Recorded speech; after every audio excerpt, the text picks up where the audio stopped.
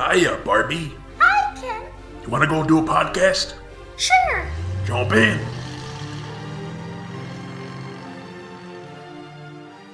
Ladies and gentlemen, Barbies and Kens, Kellys of all ages, and everyone else, welcome to Binging Barbie, a Barbie movie podcast. I'm your host, Jay, and with me I have my wonderful co-host. Don't make me wish I had kept the horse instead of you, John. Well, the horse costs more. For those of you just joining us, we are a podcast about Barbie movies. Every week we watch one of the straight-to-DVD animated Barbie movies, and we rate its story, characters, animation, voice acting, and music to see how it stacks up. This week we'll be talking about the 9th animated Barbie movie, Barbie in the 12 Dancing Princesses. And joining us this week, you may recognize her from our other podcast, my sister, Emma. Hello. Now, Emma, before we dive into things, I was wondering if you could tell us about your Barbie history. Have you ever seen any of the movies, or did you own any dolls? Yeah, so definitely when I was little, I had a lot of dolls and liked playing with them. And then I've watched quite a few movies, but it's been like teenage years since I watched the last one, I think. So it was nice diving into another this year just for the podcast. Well, yeah, let's dive into this one. So it was released September 10, 2006 on Nickelodeon and September 19th on DVD. Just like a lot of these recent Barbie movies, it had its TV premiere before the DVD release, but just a few days ahead. This is another one only released on DVD. They've stopped doing VHS releases at this point. And this is actually the first Barbie movie released under Universal in the United States. Are you sure about that? Yes. So retroactively, the Universal logo was applied to other Barbie movies, but those were released under, I believe Lionsgate was all of them. So if you have any of the original releases, it actually has the Lionsgate logo in front of them. So yeah, just a little fun tidbit for anyone who's curious. This movie was directed by Greg Richardson. He was the editor on a ton of the Barbie movies, the early Barbie movies, and he's also the director of Magic of Pegasus. So this is the second one of his movies we're talking about. And it was written by our favorites, Cliff Ruby and Alana Lesser. Mm-hmm. They've written most of the Princess Barbie movies so far. And the music is once again by Arnie Roth. And it includes songs by Felix Mendelssohn, the classic composer. And there are also a few original songs written by Arnie Roth, Amy Powers, and Rob Hudnut, all of whom we've talked about before. Amy Powers did a lot of the lyrics for Princess and the Pauper. And yeah, the story this time around is loosely inspired by the Brothers Grimm story of the same name. This is our first story based on a fairy tale since Swan Lake, and the first non-original movie we've had in a while, because the Fairytopia movies are original stories as well. What about Princess and the Pauper? Was that not a fairy tale? That wasn't really a fairy tale because that's a Mark Twain book, but it's similar. It's in a similar vein. And yeah, the original Brothers Grimm fairy tale, like a lot of these, is very different from the Barbie movie. The Barbie movie follows the titular 12 princesses, who they love dancing, as the title might suggest, and their father is this king. He's a single father. His wife has passed away, and he's worried that his daughters aren't being proper enough princesses, and he's worried that he doesn't have the capability to raise them well, so he invites his cousin, Duchess Rowena, to help him out, but unbeknownst to him, she has this evil scheme to poison him and take over the kingdom. So the princesses have to uncover this plot and save their father. And yeah, the original story, again, very different. That is actually, it follows a soldier, not the princesses, he has to like figure out what the princesses are doing at night. And then once he figures it out, then the king lets him marry the eldest of the princesses. In this one, the romance is between one of the middle princesses and their cobbler. Princess Genevieve is sort of the main character here. That's the Barbie character. If you could even call it a romance. Yeah, the romance isn't They highlighted. dance together. They dance together. That's enough to get married. Exactly. Other films, they're just happy together. Here, they straight up got married. Yeah, and it is weird that the movie ends in a wedding, because the romance up until that point is like a side plot. Right. Right, because the entire time the bird's like, come on, man, talk to the girl. He doesn't. And then they're now married. Yeah, it's very much like they needed a wedding to end this movie, and that's the wedding they had. And they needed Genevieve to finally not be late to something. Yes. Maybe they just cut all of those romantic scenes for the dance sequences. Yeah, I mean, I don't know. It's more been in keeping with some of these other Barbie movies where the romance is less important than whatever else is going on. But they've been done better. Yeah, definitely not one of the better romances. I think part of the issue, and the movie does a very good job balancing so many characters. Does in it? that it never feels like too much. The problem is... Are you sure? To me, it never felt like too much. Okay.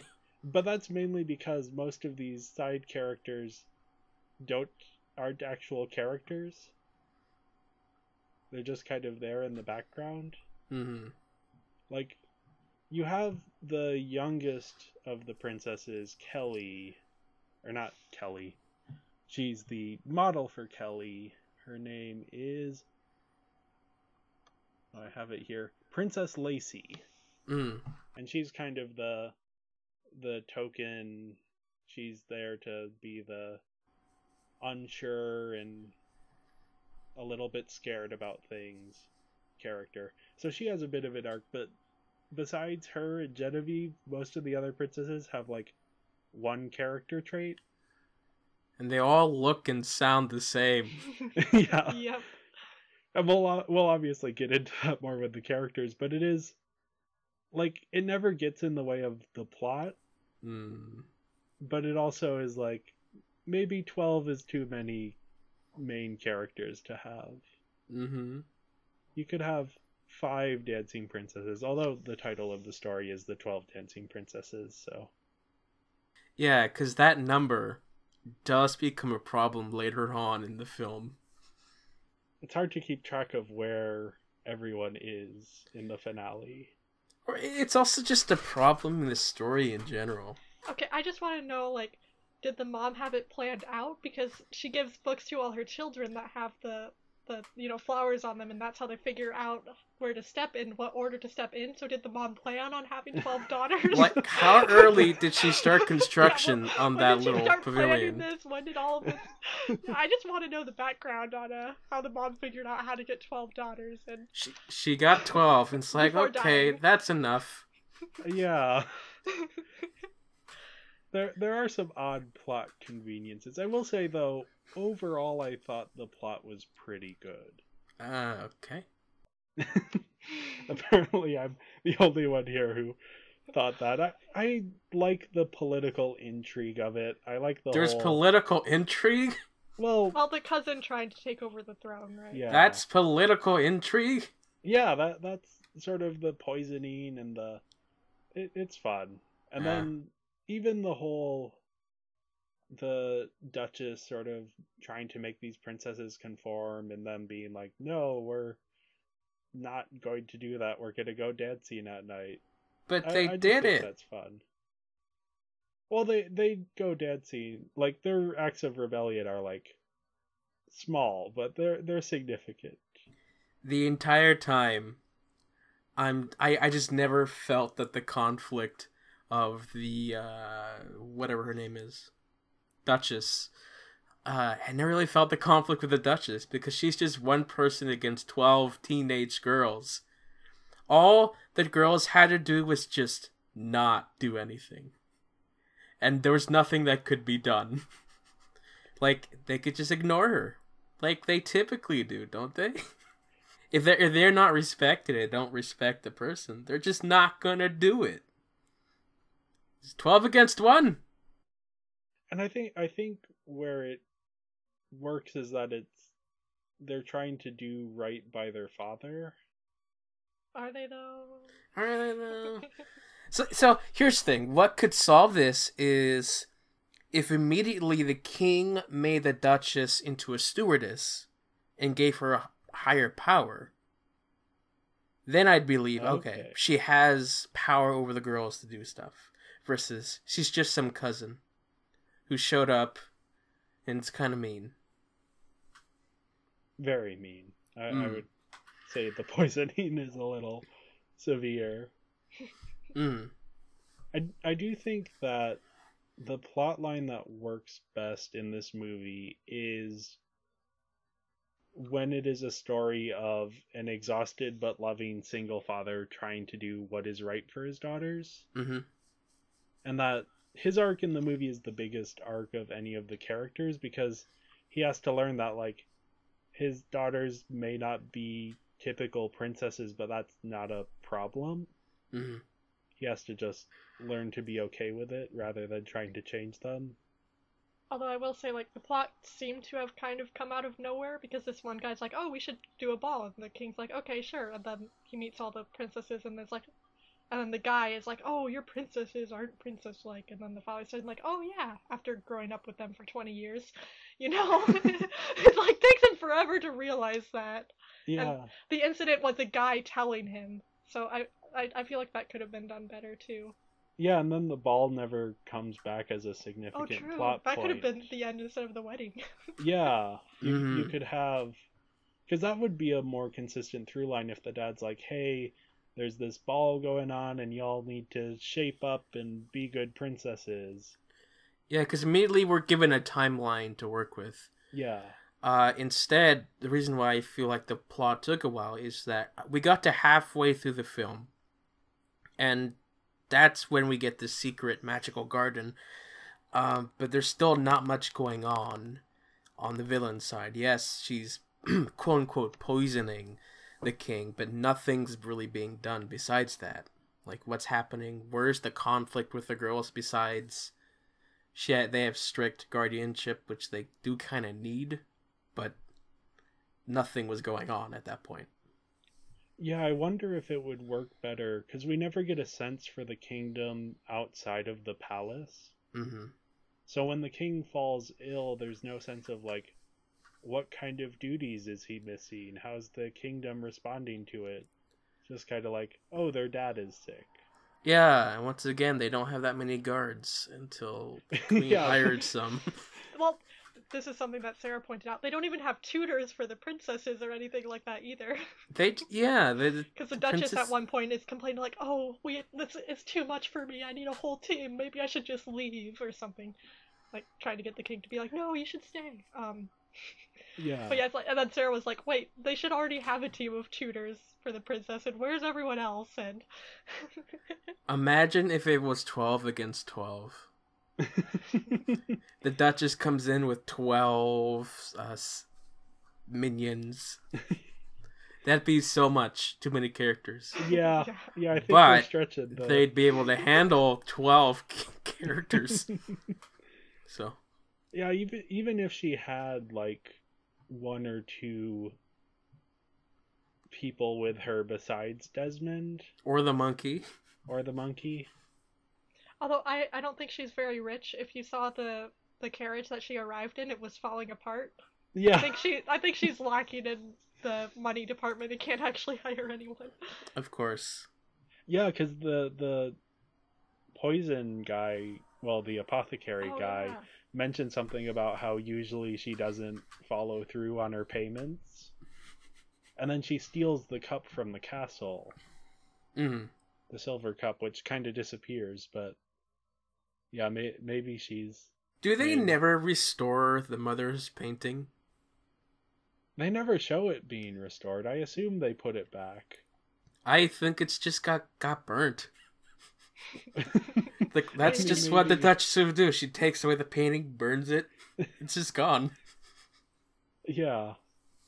I do think that's a great payoff moment, because when she first arrives, she stands in front of the portrait, and then to have that come back later, that's a cool visual callback. Mm-hmm. But yeah, maybe they could have, it would have been even more powerful if then they have, well, here we're putting the portrait of the queen back up. Or even better, at the wedding, the portrait's just in the background with the king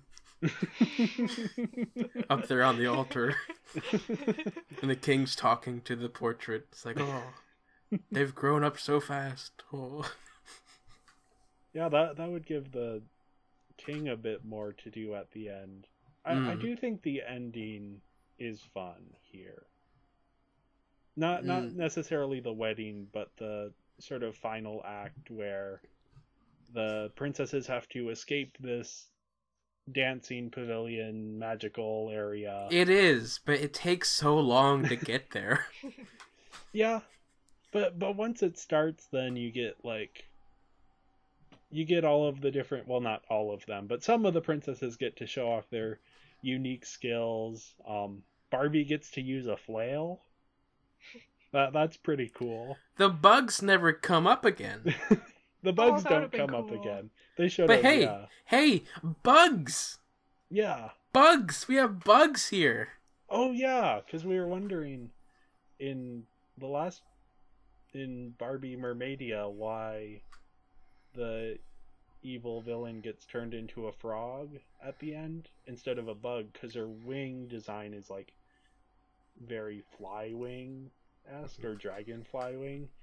And so we were wondering if maybe it was because bugs are a common phobia. But yeah, this movie, it even has a spider in a case. Mm-hmm. Very, very friendly homes for them. I'm sure they love those cases. Yeah, velvet cases are good for bugs, I assume. Yeah. But yeah, you do get, like, the stilt princesses get to go on the stilts. The croquet princesses get to play croquet. Like, you get a little bit of that. The horse riding princess rides her horse. What did the reading princess do? Nothing. She just sat back and read. Yeah, yeah, because some of them, it's like, oh, look, it's the stilts from the beginning. But then you're like, what's the book princess gonna do? Oh, nothing? She's just you have the three little princesses doing nothing as well. One of them brings the water, yeah, though they don't set up the water. They don't. I mean, they set up the water in the beginning that it heals, but they never have her take the water with her. They never show it. She just pulls it out of nowhere, and I'm just like, where'd she get that? What is that thing? Did I miss a scene? Was I not paying attention? No, it was the water. Yeah. And I was like, oh yeah, the water. It's magical. I wish they set that up more. Yeah, because in the story that they read from their mom, it mentions that the princess brought some magic back with her. So that's foreshadowing pretty overtly, but you need to show the scene where the princess takes the water with her. Otherwise it just kind of feels out of nowhere. And I even remembered, because I watched this movie a bit growing up, and for some reason I had remembered that they have the silver cup that the cobbler brings them. I thought, oh, do they fill that with water to bring to the king? And it's like, no, that happens off screen with a completely different object. Right. As soon as Derek gets the silver cup, he just puts it right on his little wagon and goes off. Doesn't even put it in a bag or safe. It's just sitting there. Yeah, a cup that is apparently worth a horse. Mm-hmm. Or a podcast co-host. It's a magical cup. I mean, it's really. Hey, I'm worth that much. They really could have just had a scene where someone, like one of the princesses, goes and is like, oh, maybe this can heal father, and then scoops up some water, and then they continue. Yeah. Mm-hmm. Although I think if you do that too early, the problem is then it's like, well, why didn't they use the water right away? Or they could have had the following done later. Yeah. And just set it up right then and there rather than at the very beginning. Yeah. I think they could have introduced it earlier. I think the reason they did it is because of if they introduce it, the idea that they could bring it back too early, that it... So Derek is not that good of a cobbler if his shoes doesn't even last one day. Well, that's how the original story goes. And these are, like, dancing shoes specifically. They look even... But, like, you want your shoes to last longer. Yeah, but the dancing shoes, often people, like, dancers will go through shoes very quickly. I know especially ballet dancers. And I think that's kind of what they're doing here. But yeah, he does come back every day with a new pair of shoes for them. He's and it's really 12, fast at making them. It's 12 princesses, and it's like, how much money is the kingdom spending per year on these shoes if the 12 princesses get new shoes every day? Yeah. I mean, at least it's a repeat customer service for the guy. Yeah, maybe they have a monthly subscription. Who's gonna make their shoes now that they're married? Good point. Well, do they still have the wishing flower thing? Maybe they can just wish shoes. I was wondering why they weren't doing that to begin with, but they can wish shoes into existence. I was expecting that flower to come up with a counter curse, because at the end they could have just wished for something as well. Yeah. It doesn't specifically have to be the person holding the flower. You just gotta say wish for it.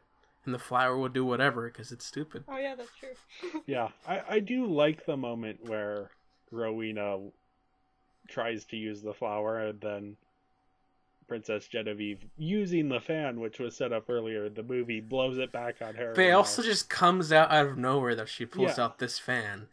Like, she's not even practicing. It's just...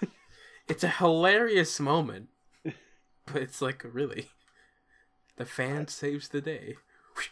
I thought that whole part was fun, though, where it's like Rowena wishes for these suits of armor to attack, and then Princess Genevieve and Derek have to fight off these suits of armor together. Mm-hmm. And then the whole poetic justice of the curse being turned back on the villain. We mentioned that as far back as Rapunzel, with the whole never release your prisoner with a lion heart. Now that was a bit more poetic, whereas here it's just magic fan. Well, not magic fan. Magic flower in a fan. Yeah, I think I overall liked the story more than either of you did. I really... What gave you that idea? I really like the king's arc here. I think it's compelling. I think it could have been given a bit more time. But I also think it works well. I like the whole political intrigue side of things. It maybe doesn't all come together perfectly in the end. I don't know what her plan was. Yeah, like, if her plan was to kill the king, it would just go to the daughters. It wouldn't go to her. Except she was made queen, though. Yeah. Right, no, but like before that, like, was her plan always to get him sick until they make her?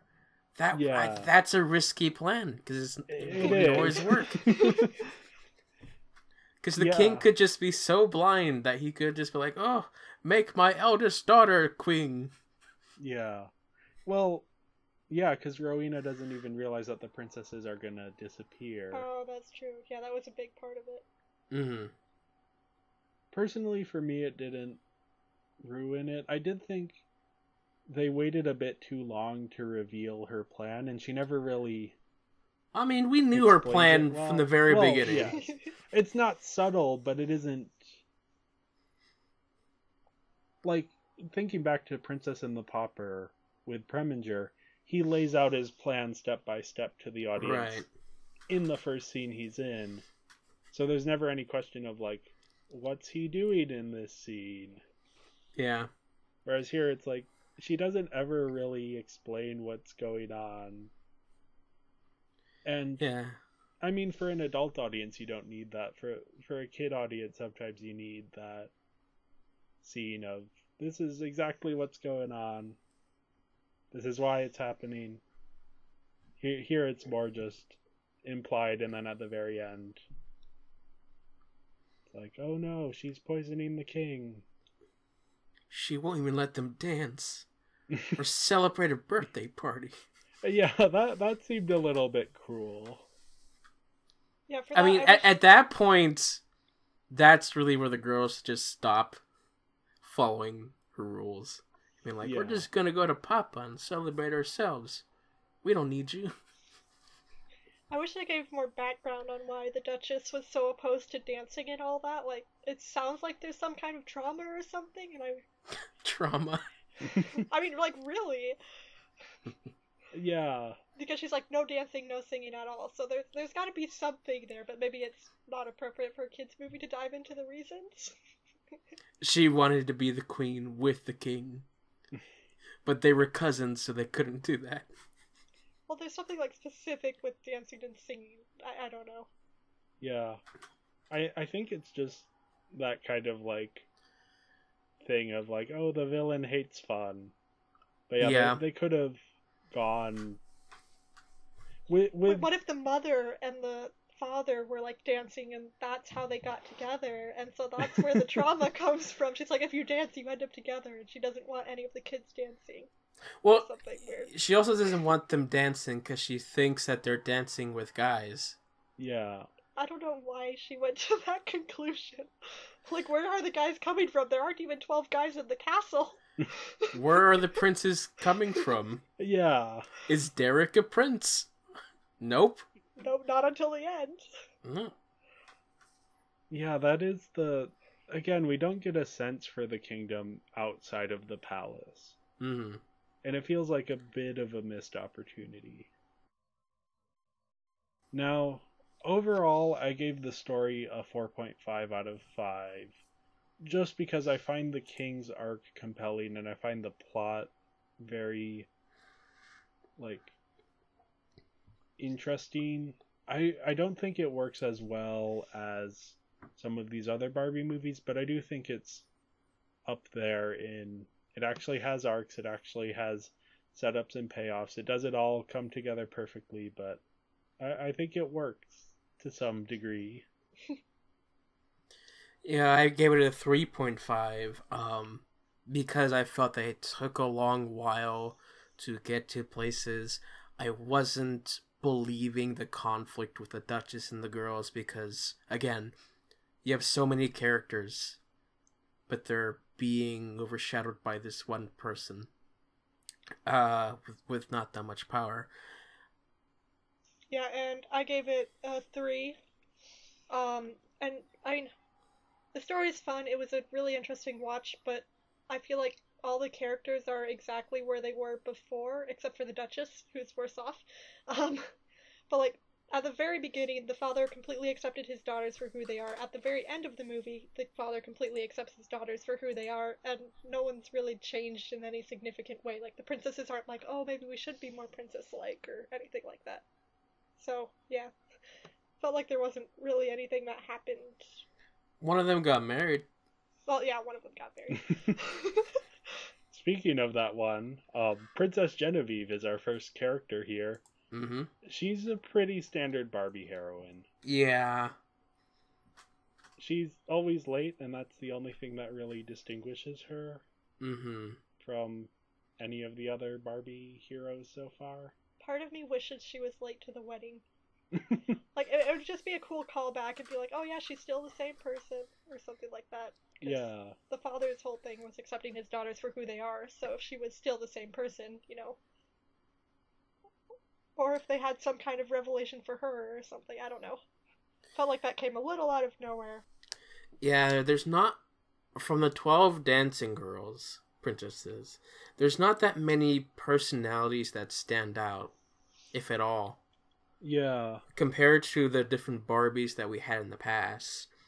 At least give us a sassy one. Which we don't really have. Yeah, because the last few Barbie characters have been more interesting. So we had her two characters in Princess and the Pauper.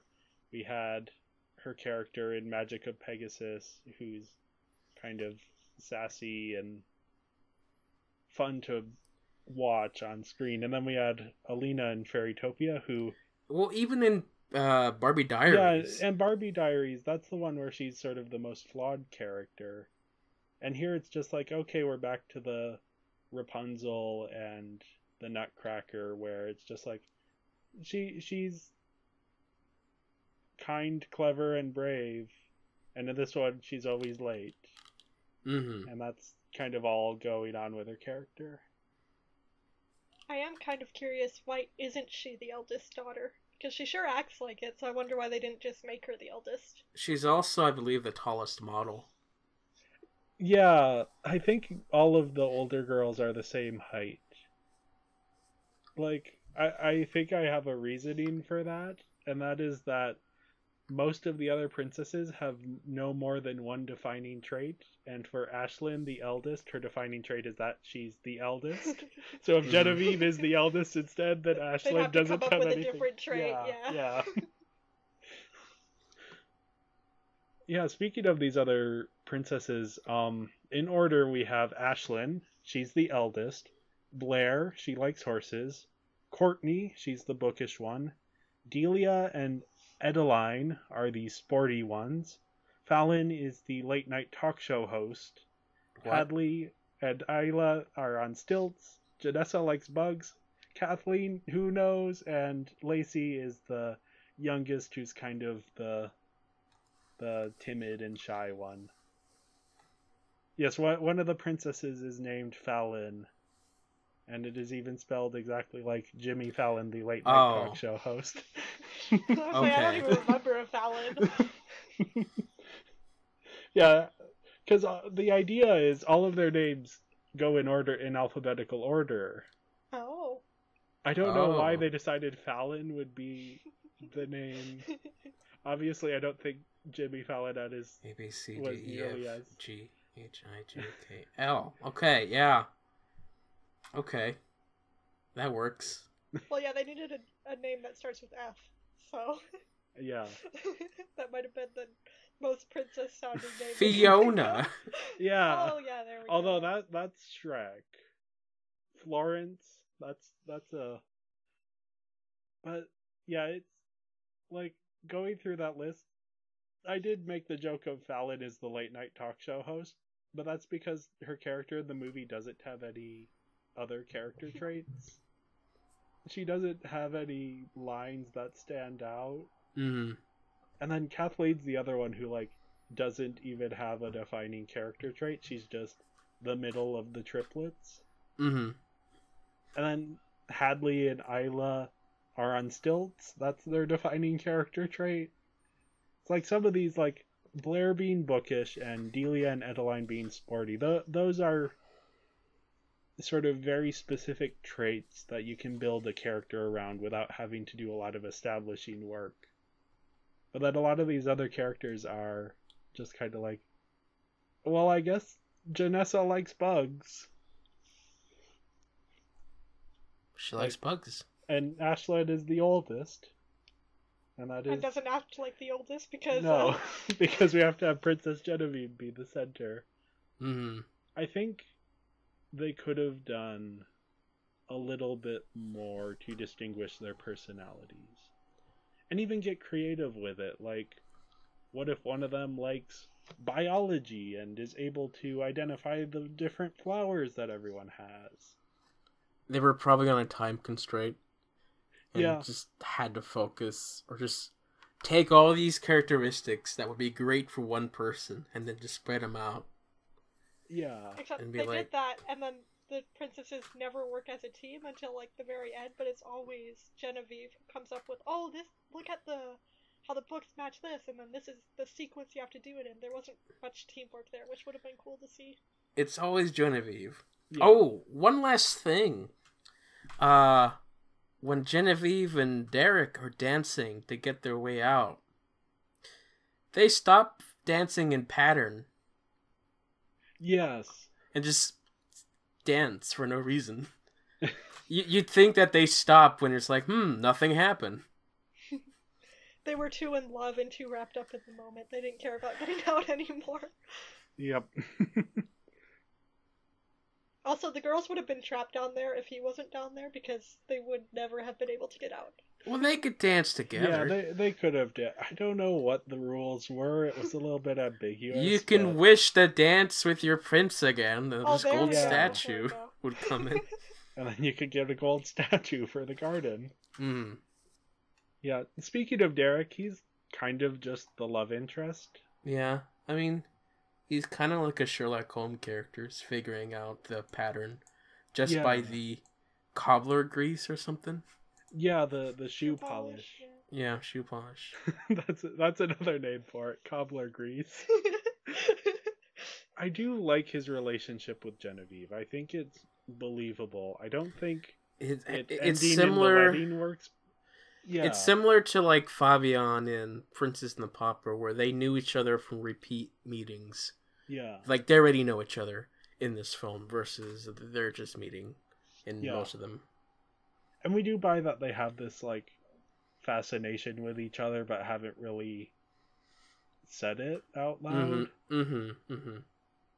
And it's only in the end of the movie where it's like, okay, yeah, they're kind of, they make sense as a couple together.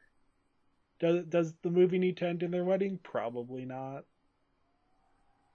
But it's for I guess it's for sell what toys. it is, yeah, the relationship works for what it is. Mm-hmm. Next up, we have Duchess Rowena. She's a pretty standard villain for one of these movies. Yeah. Like we said... Oh, go She's ahead. Preminger if Preminger was just more composed. Yeah. More composed and less adaptable in her plan. Mm-hmm. I do think not being privy to her plan throughout the movie, it is interesting that the characters have to figure it out, but for us as the audience, there isn't any ambiguity there. Yeah, she plays the role of the standard, not that fun teacher, evil stepmother role. Yeah. But there's not much distinction with her. But I could see it working where either we're in on her plan the whole time the way we are with Preminger. Where it's like she explains it to the audience and now we're invested in her plan, not in its success but in its failure. Or you do the opposite where there's something strange going on with Rowena but the audience isn't quite sure what it is. And I kind of try and split the difference, but they end up getting the worst of each. Because you know exactly what her plan is, but the characters spend a lot of time trying to figure it out. Yeah, maybe that's more of a story thing, but I do think it applies to why her character is maybe a bit less memorable than someone like Preminger. I like the monkey better. The monkey is kind of fun. Take him out. Just no more animal sidekicks. Yeah, the other animal sidekicks in the movie, we have Twyla the cat. Twyla's so cute. Twyla has nothing to add to this film. Well, yeah, but she just disappears by the end. She doesn't do anything. The parrot does things. The parrot, Felix the parrot is kind of fun. He has a good dynamic with Derek. No, why is he talking all the lot? Because he's the only animal that the humans can actually understand. Yeah, this movie does the thing that Princess and the Pauper did, where the animals can talk to each other, but not necessarily to the humans, except for Felix. Now, personally, I think the scenes we get with Felix and Derek are fun. It's because they need to have Derek talk to someone. Yeah. I would have liked a few more of those scenes, and just like... Yeah, thinking about it, this movie... Most of these Barbie movies benefit from being short. I think this one could have done with an extra 15 minutes. To give us more character moments with the princesses, and to kind of give Derek a little bit more to do. I can tell you where those minutes went to. The dancing. Yes. Which we'll get into the animation later, but yeah. Mm. Yeah, King Randolph is the next major character. And like I said before, I think he's the most interesting character in the movie. Because he's just trying to look out for his daughters, but he doesn't quite know how. And he doesn't realize that the way to look out for his daughters is to let them be who they are. And then he has to, that's the arc he has to go through.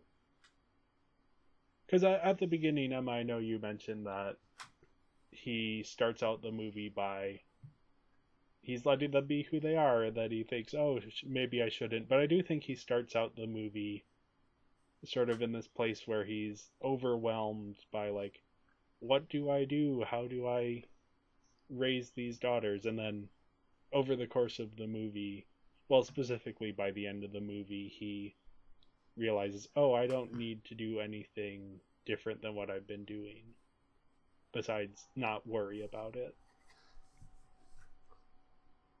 Are we in Russia? I don't think so.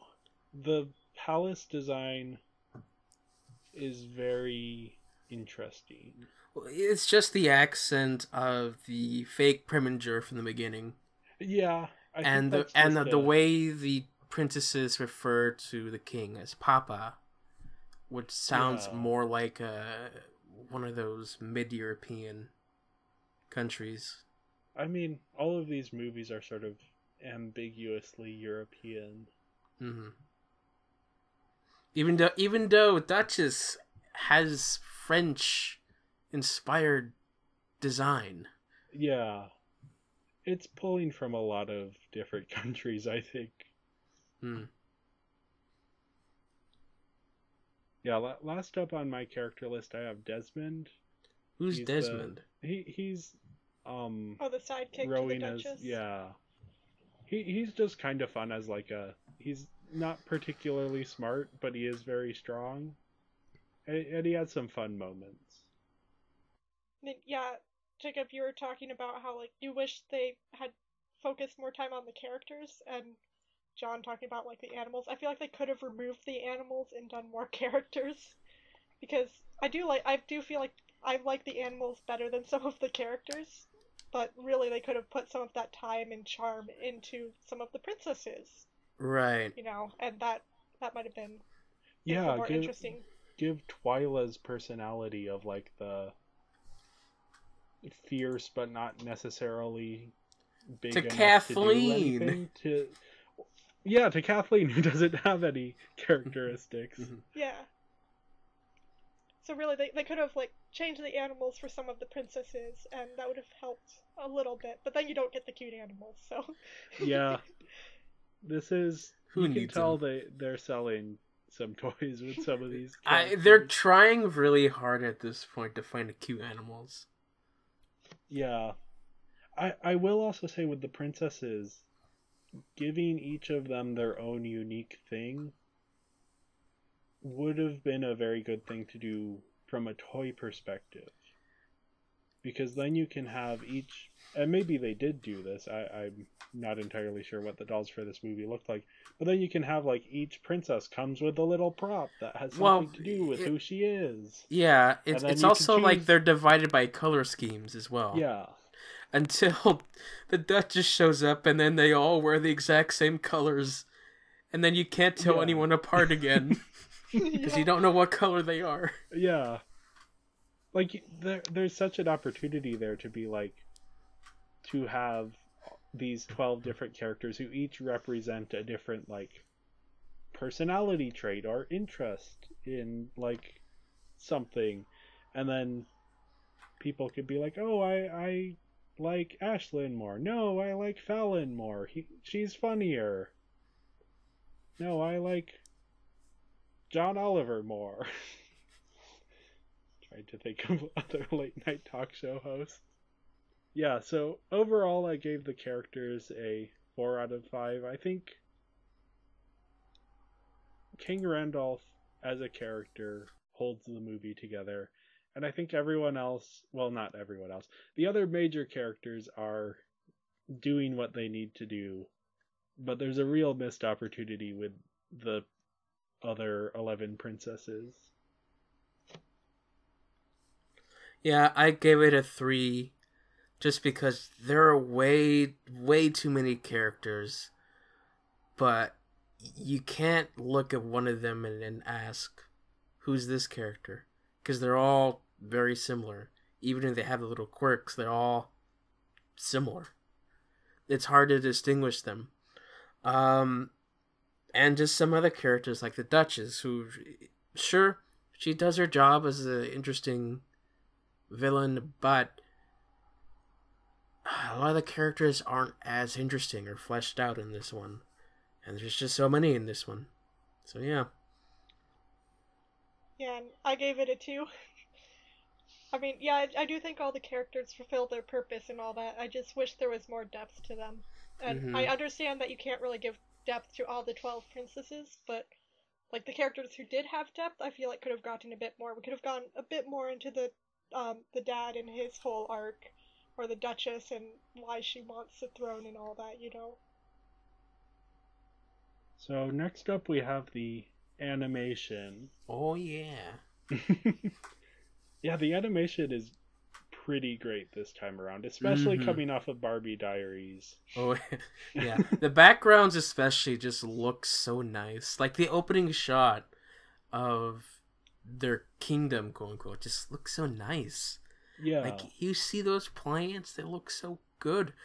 I'm wondering if they're reusing the same castle as in the other films. Yeah, because the gate looks similar, like their road looks similar. I just wonder if they're just changing their floor design to switch things up. Yeah, I know they do sometimes reuse sets. I do think each castle is like slightly different, but they might be taking elements from them. This like one the is same gate, yeah, same walls, but rearrange them differently. yeah. This one is interesting. It looks kind of like Naboo, the Palace of Naboo. It has the domes and a very similar color scheme. The sort of sandstone with like brownish green accents. To be honest, like it looks good on a quality level. I think on a design level, it's a little bit bland. Mm-hmm. But yeah, the quality of everything is so much better here. We've got better character models. All of the supporting characters look better. Updated textures for hair. Yeah. Better hair textures, better clothing. Like there are some intricate outfits here. I think Rowena's dress is the standout. It has all of these embroidered patterns all over it. And good color scheme for her as well. The silhouette is unique. It's the quality itself is so much better here than it has been. Of course, they've been improving a little bit each time, and I think the last few movies, Barbie Diary excluded, I have had pretty stellar animation. But yeah, this does feel like another jump in quality. Mm-hmm. And of course, they're motion capturing ballet again, so of course that looks nice as well. Yes. I will be honest, though, I think the scenes aren't shot in nearly as dynamic a way as Nutcracker or Swan Lake, but it is nice to see some more motion capture dancing. Mm-hmm. Even if they use the same motion capture for all the princesses. Yes, the choreography is copy and pasted between the characters, which when you have 12 characters, yeah, like, I don't think that's worth spending the extra money to like shoot that twice to get, or 12 times to get the 12 different princesses, you know. So. Yeah, and they do have scenes where it's multiple characters dancing together, so then they do have a bit. I do think since we're speaking of the characters, I do think they could have done a lot more to distinguish the 12 princesses. Yeah, because so many of them just are using the exact same model with slightly different hair color. Yeah, and not even different hairstyles necessarily. Yeah. Like you could do a lot with the character design, with the costume design as well, rather than just having these very similar looking princesses. Why not give each of them a very specific look to help them stand out? Like maybe, I don't know, one wears pigtails and one has a bun and one, I don't know. Yeah, instead of One just wears having pants. 3 different Kellys that look exactly the same, Yeah. except different hair. It reminds me, oddly enough, of the Hobbit movies. Where in the Hobbit movies, very different movies with a very different set of characters. That's 13 dwarves. But they're very creative in how they distinguish these dwarves, so that even if you don't know all of their names or who each of them is, you can tell, oh yeah, that one is different than that one. And I remember that's the guy with the axe stuck in his head. And oh, he's the one with the star-shaped beard. And That's the fat one. yeah. But here there isn't really all that much done to make each of the princesses a unique design. Besides color schemes, but then once they take away the colors, it just gets even more confusing. Yeah. If you asked me to identify any of the princesses, I wouldn't be able to tell you. I could look at the Gwendolyn, the Barbie one, and be like, maybe that one, but she also looks so similar to the other one. What's her name? Is it Fallon? It's someone. The other blonde one that looks like her, but it's a little bit shorter. I don't know. Yeah. Yep. Yeah, really, and the dress designs are the exact same, it's just the color that's different until you get to the different age groups, you know. Yeah. It's like the teenagers have a different dress design, the little kids have a little different dress design, but besides that, it's the exact same. But they're all animated mostly well, yeah. So that's a plus.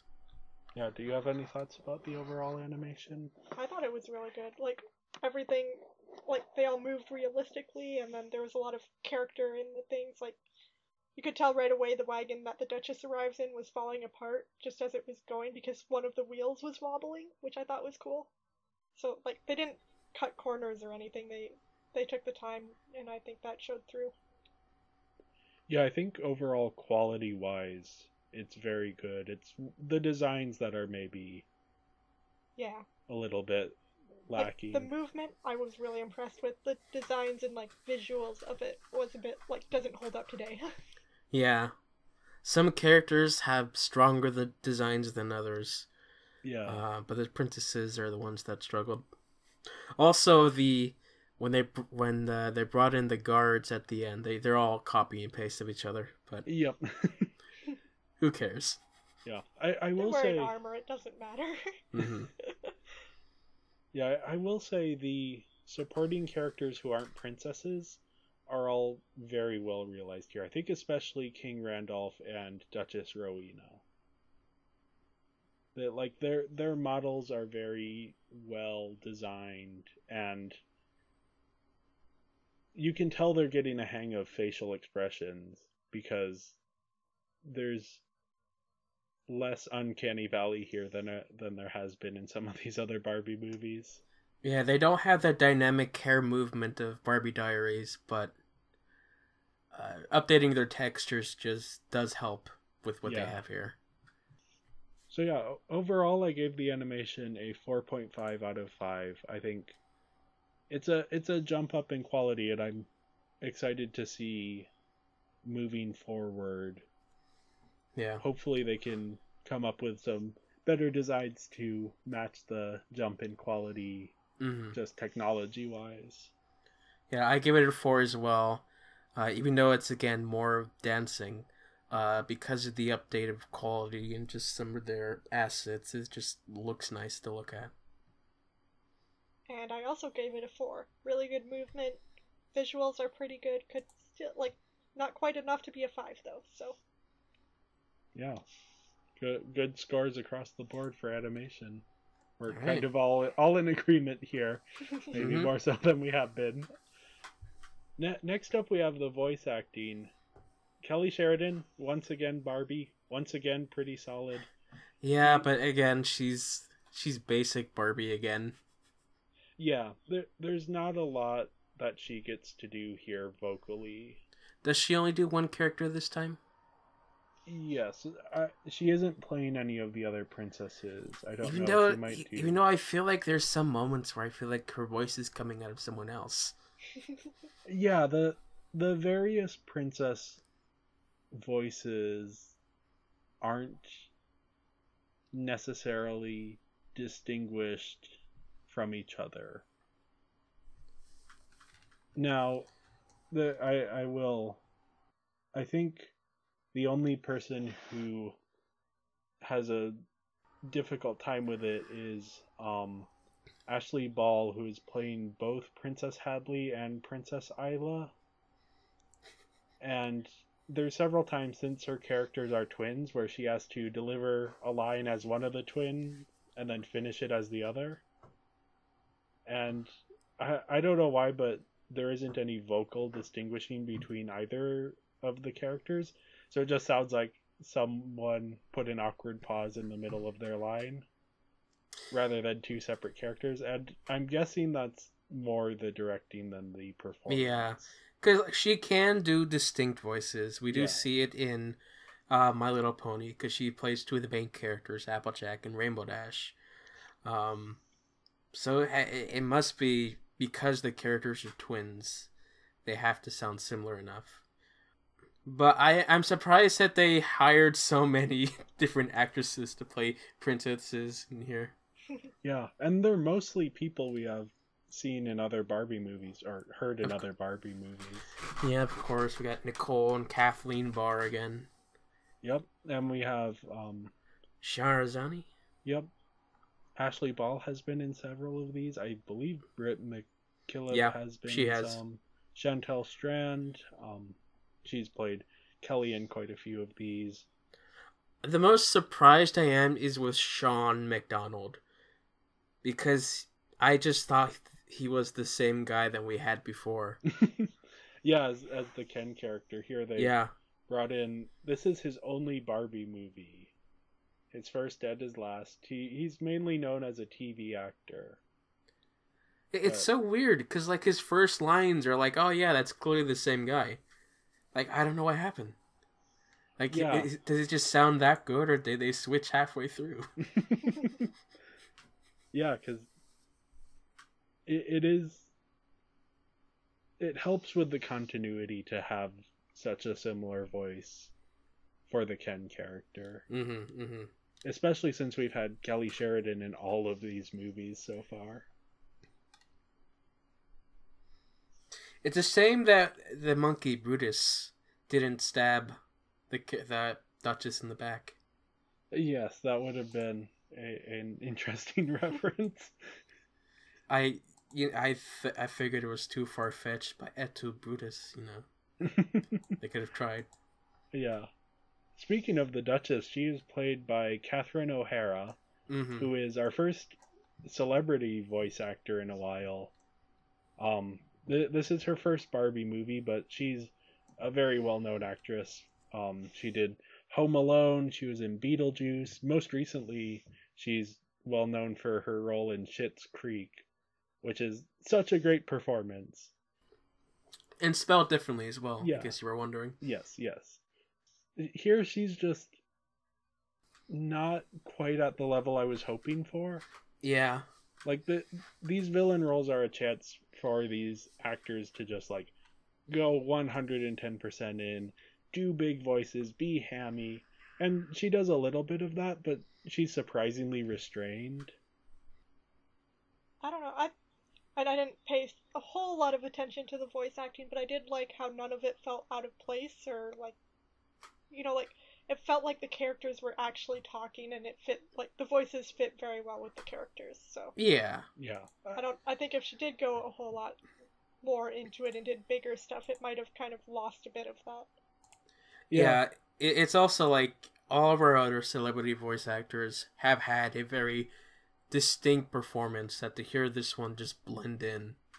Yeah. And part of that, honestly, is just that I'm a fan of Catherine O'Hara's work, especially on Schitt's Creek, where she has a very distinct voice and a very distinct accent, and she's playing very broadly. Whereas here, she's a bit more naturalistic, and she's blending into the fabric of the movie a bit better. Mm-hmm. So I don't think her performance is bad, it just wasn't what I was quite expecting. Yeah, overall, pretty decent work across the board. Nothing that really stood out too much. I believe we all had the same score.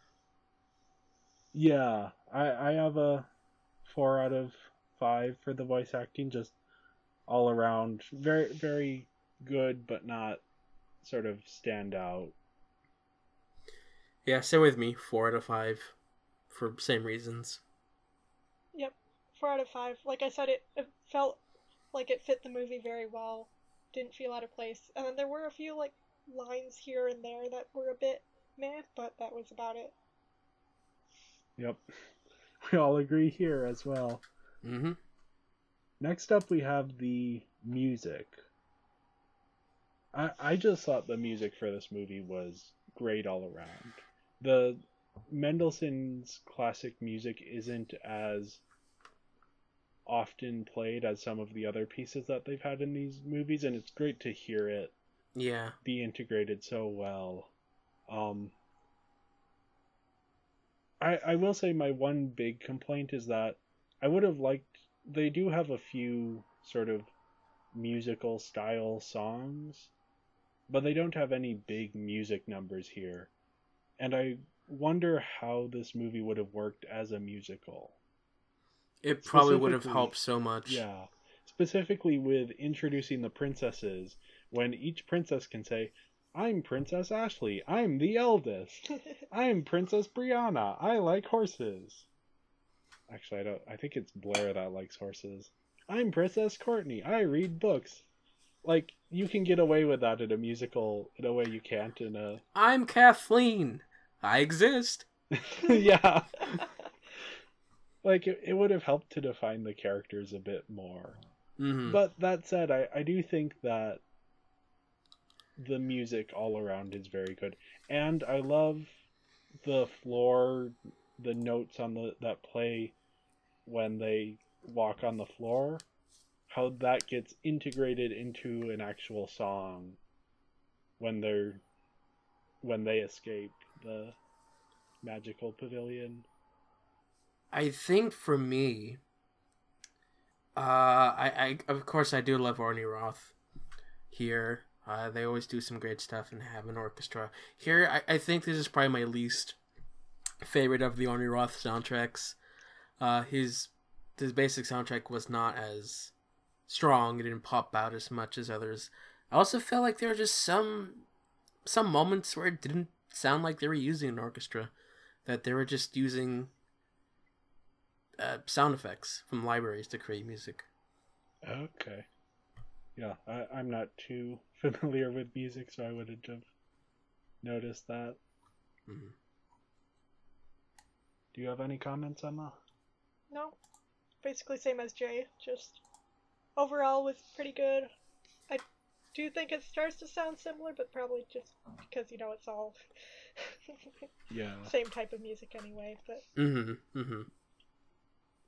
Yeah, I gave the music a 5 out of 5. I think the way specifically that the notes from the entrance to the dance pavilion get integrated into the score later on really ties everything together well. I give it a 4 because it's still solid. 4. Yeah, because good music, but kind of wish there was a little bit more variety. Mm-hmm. And that leaves me with an overall score of 18.5, which is 74%, or a 3.7 5-star rating. Yep, I have an overall score of 22 out of 25, so that's an 88% or a 4.4, much higher than your score, John. Mm-hmm. And then I'm bringing the average down with a 17. And that's 68% or 3.4. Yeah, so overall that gives us an average score of 19 overall. That's 76% or 3.8. So 19 overall, that puts us in the same ballpark as Swan Lake in terms of overall score. Towards the front of the pack here, so to speak. Yeah, still towards the front. Definitely better than Barbie Diaries. Although, I will say, is that while Barbie Diaries had too many subplots, this film could have used more. Yeah. Yeah, it is interesting that this movie could have just benefited from more in almost every department except for characters. More depth to the characters, but not more characters. Yeah. More time spent, more musical numbers, more subplots, more things happening More to justify. money. Yes. All of these movies could use a little bit more money, but they have done a very good job working with what they have to, like, overall, I think, for me at least, this movie falls higher in my rankings than it does for everyone else, but yeah, I thought it was fun. Yeah, I had fun. It was okay. Well, thank you everyone for listening. Make sure to follow us on social media. We are Binging Barbie Podcast on Instagram, at Binging Barbie on Twitter, and Binging Barbie, a Barbie movie podcast on Letterboxd. There you can find an up-to-date list of all of our Barbie movie rankings. And join us next week for the final movie in the original Fairytopia trilogy, The Magic of the Rainbow. Will we shed a tear as we say bye-bye Toodle Poof to Bibble? Tune in to find out.